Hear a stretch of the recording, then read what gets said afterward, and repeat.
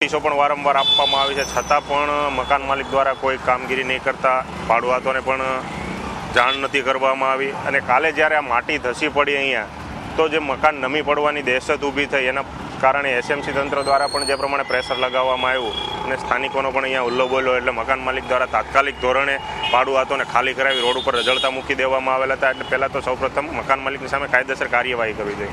એટલી જ બેદરકારી એસએમસી તંત્રની પણ આની અંદર ગણાય, કારણ કે વારંવાર હાઈ લેવલ મિટિંગોની વાતો કરવામાં છે, વારંવાર જર્જરિત બિલ્ડિંગોની, ખાડીપુરના દબાણોની વાતો કરવામાં આવે છે, એનો સર્વે કરવામાં આવે છે, પરંતુ એની સામે કોઈ કાર્યવાહી કરવામાં નથી આવતી. શા કારણે અને કોના દબાણના કારણે આ કાર્યવાહી કરવામાં નથી આવતી, એ સૌથી મોટો પ્રશ્ન ઊભો થયો. કારણ કે જે ખાડીપુરનો હમણાં જે મુદ્દો છે એ સુરત શહેરની અંદર ટોપ ઓફ ધ ટાઉન બનેલો મુદ્દો છે. કારણ કે ખાડીપુરના કારણે કલેક્ટર સહિતના તમામ અધિકારીઓ દોડતા થયેલા, છતાં પણ આવી બેદરકારી જો દાખવવામાં આવતી હોય તો આમાં તો અત્યારે લોકોના જાનમાલની કોઈ કિંમત ન રહી હોય એવું ગણાય. કારણ કે આજે માટી ધસી પડવાની બનાવ બન્યો છે, રાત્રે બનાવ બન્યો છે, આની જગ્યાએ જો મકાન ધસી પડ્યું અને કોઈ જાનમાલની નુકસાની થઈ હોત, કોઈનું મૃત્યુ થયું હોય, તો એના માટે જવાબદાર કોણ, એ સૌથી મોટો પ્રશ્ન છે. કારણ કે કોઈ પણ જગ્યાએ કોઈ પણ દુર્ઘટના બને ત્યારબાદ જ તપાસ થતી હોય છે, તમામ કોઈને છોડવામાં નહીં એવી વાતો કરવામાં આવે છે, પરંતુ હજી સુધી કોઈને પકડવામાં નથી. એટલે આવા જે કાંઈ પણ બાંધકામો છે એની સામે કાર્યવાહી કેમ કરવામાં નથી આવતી તંત્ર દ્વારા, એ સૌથી મોટો પ્રશ્ન આજે સુરત શહેરની અંદર ઉદ્ભવી રહ્યો છે. કારણ કે